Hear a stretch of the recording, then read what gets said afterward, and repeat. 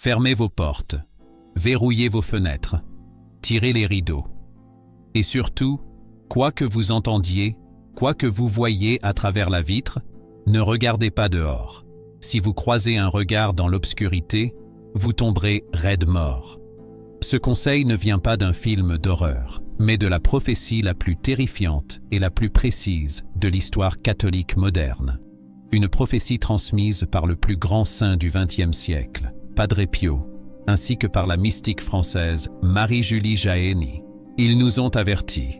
Un jour viendra, un jour d'hiver glacial, où le soleil se couchera pour ne pas se lever le lendemain. Le monde sera plongé dans une obscurité totale, épaisse, palpable, pendant 72 heures. 3 jours et 3 nuits de terreur absolue, où l'enfer sera littéralement déchaîné sur la terre. Aujourd'hui, nous allons vous révéler le contenu exact de cet avertissement que l'Église a souvent tenté de garder secret pour ne pas paniquer les fidèles. Mais l'heure est grave, et il est temps de savoir. Avez-vous chez vous les seuls objets capables de vous protéger quand l'électricité mondiale s'effondrera? Savez-vous comment réagir quand les démons frapperont à votre porte avec la voix de vos proches? Ce que vous allez entendre dans cette vidéo n'est pas une fiction, c'est le manuel de survie laissé par les prophètes pour notre génération. Tout commencera de manière soudaine, mais il y aura des signes avant-coureurs. Padre Pio, dans une lettre adressée à la commission d'Hérold, décrit une nuit très froide. Le vent se mettra à hurler comme jamais auparavant. Ce ne sera pas une tempête ordinaire, ce sera un rugissement surnaturel, accompagné de tremblements de terre qui secoueront la planète entière. Puis, les lumières s'éteindront, pas seulement dans votre quartier, mais partout.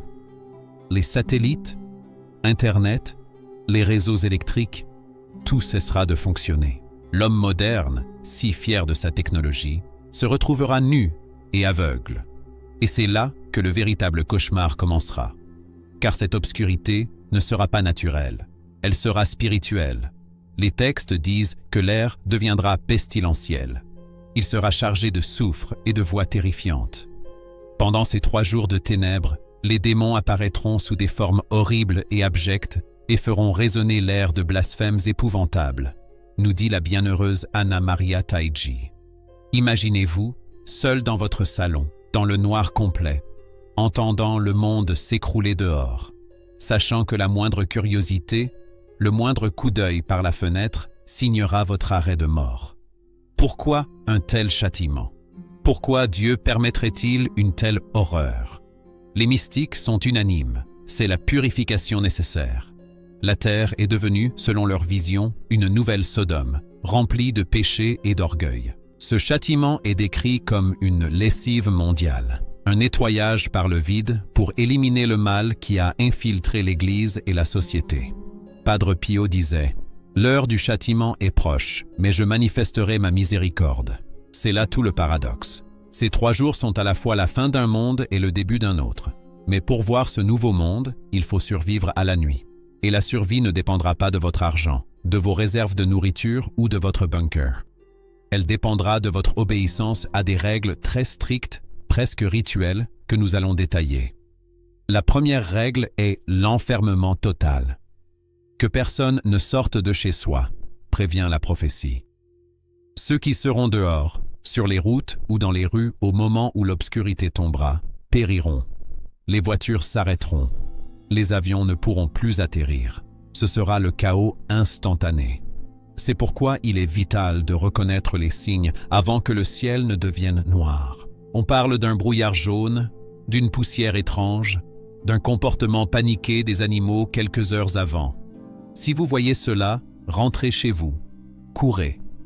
Rassemblez votre famille et préparez-vous à sceller votre maison comme une forteresse spirituelle. Mais attention, le danger le plus grand ne viendra pas du froid ou de la faim. Le danger viendra de la ruse. Car pendant ces 72 heures, les forces du mal utiliseront une arme psychologique redoutable pour vous faire ouvrir la porte. Une arme contre laquelle presque personne n'est préparé. Vous allez entendre des choses qui briseront votre cœur, mais si vous cédez, si vous ouvrez, c'est la fin. L'épreuve la plus cruelle des 3 jours de ténèbres ne sera pas l'obscurité elle-même, mais la tentation. Les textes prophétiques de Marie-Julie Jahenny et les avertissements attribués à Padre Pio décrivent une scène digne des pires cauchemars psychologiques. Imaginez, vous êtes enfermé avec votre famille, terrifié, priant dans le noir. Soudain, vous entendez frapper à la porte. Des coups violents, désespérés. Et puis, une voix. La voix de votre fils, de votre mère ou de votre conjoint qui n'était pas rentré à temps. « Ouvre-moi, c'est moi. J'ai peur, laisse-moi entrer. » Les pleurs sembleront si réels, la panique dans leur voix si authentique que votre instinct sera de vous précipiter pour déverrouiller. Mais la prophétie est formelle, absolue et sans appel. N'ouvrez pas. Ce ne seront pas vos proches. Ce seront les esprits malins qui imiteront parfaitement les voix de ceux que vous aimez pour vous inciter à briser la protection de votre foyer. Si vous ouvrez, ne serait-ce que de quelques centimètres, le mal entrera et ce sera la fin pour toute la maison. C'est une épreuve de foi inhumaine, mais nécessaire. Il est dit que ceux qui sont dehors sont déjà perdus et que les démons chassent les dernières âmes. La règle du regard interdit est tout aussi stricte. Il est écrit « Ne regardez pas par la fenêtre. Ne soyez pas curieux de voir ce qui se passe dehors, car la colère de Dieu est sainte et l'homme ne doit pas la contempler. » Ceux qui, par curiosité ou par doute, écarteront le rideau pour jeter un coup d'œil verront des choses que l'esprit humain ne peut supporter. Ils tomberont comme frappés par la foudre, le visage noirci, asphyxiés par l'air empoisonné ou tués par la simple vision de l'horreur. C'est le rappel biblique de la femme de Lot, transformée en statue de sel pour s'être retournée vers la destruction de Sodome. Pendant ces 72 heures, votre maison doit devenir un tombeau scellé vers l'extérieur, mais un sanctuaire de lumière à l'intérieur. Et c'est ici qu'intervient l'élément le plus mystérieux et le plus pratique de la prophétie, la source de lumière. Oubliez vos lampes torches, vos générateurs, vos écrans de téléphone. La prophétie affirme que toute lumière artificielle s'éteindra. La technologie humaine sera neutralisée. Rien ne fonctionnera, absolument rien. Sauf une chose. La seule lumière qui pourra briller dans ces ténèbres épaisses sera celle des cierges en cire bénite. Mais attention, pas n'importe quelle bougie. Marie-Julie Jahenny précise « Seuls les cierges de cire pure à 100% éclaireront. Les bougies de paraffine, les bougies décoratives ne s'allumeront pas ou s'éteindront immédiatement. Il est dit qu'un seul cierge béni suffira pour les 3 jours entiers dans les maisons des justes, alors qu'il se consumera en quelques minutes chez les impies. C'est pourquoi, dans les familles traditionnelles françaises qui connaissent ce secret, on garde toujours précieusement une boîte de ces cierges bénis, souvent achetée à la Chandeleur ou dans des monastères, au cas où. C'est l'unique kit de survie spirituelle. L'atmosphère dans la maison sera lourde. Les murs trembleront sous l'effet des séismes.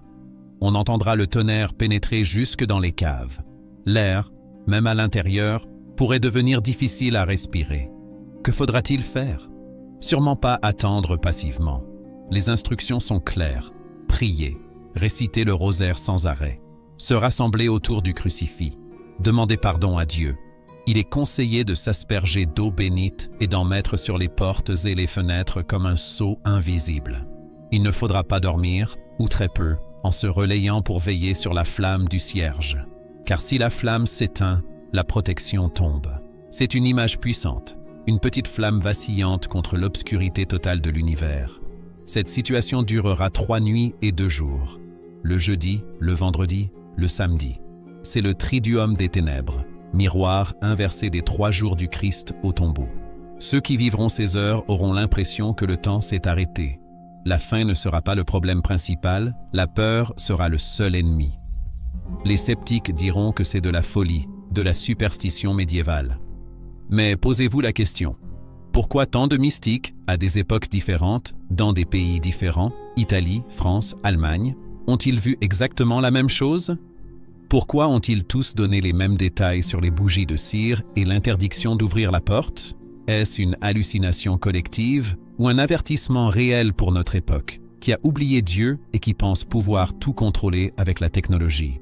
Quand le 3e jour touchera à sa fin, quand le silence reviendra progressivement, Ce sera le signe que la justice est passée. Et ce que les survivants découvriront en ouvrant enfin leurs portes changera la face de la terre pour toujours. Le monde d'avant aura disparu. Puis, au matin du 4e jour, le bruit cessera. Le vent hurlant retombera aussi vite qu'il s'est levé. La terre arrêtera de trembler. Et lentement, timidement, une lumière pâle commencera à filtrer à travers les volets clos. Ce sera le soleil. Pas le soleil agressif que nous connaissons, mais une lumière nouvelle, douce, purifiée. Ce sera le signe que l'épreuve est terminée. Vous pourrez alors ouvrir vos portes. Vous pourrez sortir. Et ce que vous verrez vous laissera sans voix. Le monde sera plongé dans un silence absolu. Les usines, les voitures, le bruit incessant de la modernité, tout aura disparu. La nature, elle, sera toujours là, peut-être plus verte, plus vibrante, comme si la terre elle-même avait poussé un soupir de soulagement. La prophétie dit que la végétation aura repoussé miraculeusement. Mais vous remarquerez surtout qui n'est plus là. Les 3 jours auront emporté les ennemis de Dieu, ceux qui ont refusé de croire, ceux qui ont ouvert la porte à la bête. Il ne restera que le petit reste, les survivants qui ont gardé la foi et allumé la flamme. Ce moment est décrit non pas comme une scène de deuil, mais comme une libération. Une immense paix descendra sur la terre. Ce sera le début de l'ère de paix promise par la Vierge à Fatima. L'Église sera restaurée, magnifique, pauvre et sainte. Les gens s'entraideront, il n'y aura plus de vol, plus de haine, car la peur de Dieu sera revenue dans les cœurs. On dit que les survivants se regarderont comme des frères, unis par le miracle d'avoir traversé la nuit. C'est un message d'espoir immense. La fin de ce monde corrompu n'est pas la fin de l'humanité, c'est une renaissance. Mais pour faire partie de ce monde d'après, il faut être prêt avant. C'est ici que notre responsabilité commence. Beaucoup diront « J'aurai le temps de me préparer quand je verrai les signes ». C'est une erreur fatale. Quand le froid tombera et que les lumières s'éteindront, il sera trop tard pour courir chercher des bougies ou un prêtre. La panique paralysera tout le monde. Alors, que devez-vous avoir chez vous, concrètement, dès aujourd'hui? Voici la trousse de secours spirituel que recommandent les experts de ces prophéties. Premièrement, et c'est le plus important, procurez-vous des cierges en cire d'abeille pure, 100% cire. C'est crucial. Achetez-les maintenant. Faites-les bénir par un prêtre, si possible un prêtre traditionnel. Mettez-les dans une boîte en fer, à l'abri de l'humidité, avec des allumettes. N'y touchez pas, gardez-les pour ce jour-là. Deuxièmement, ayez un crucifix et une image de la Vierge Marie ou de la Sainte Face dans votre pièce principale. Troisièmement, de l'eau bénite pour asperger les ouvertures de votre maison. Et enfin, ayez de quoi couvrir vos fenêtres hermétiquement. Rideaux épais, couvertures, scotch opaque, pour ne pas voir la lumière des éclairs démoniaques. Ce ne sont pas des objets magiques, ce sont des sacramentaux, des signes de votre foi.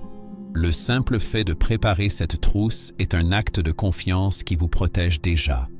Ne le faites pas dans la peur, faites-le dans la prudence, comme on garde une roue de secours dans sa voiture. Nous vivons une époque charnière. Les tensions géopolitiques, les catastrophes naturelles, la crise de l'Église, tout semble s'aligner pour ce grand nettoyage. Peut-être que cela arrivera de notre vivant, peut-être pas.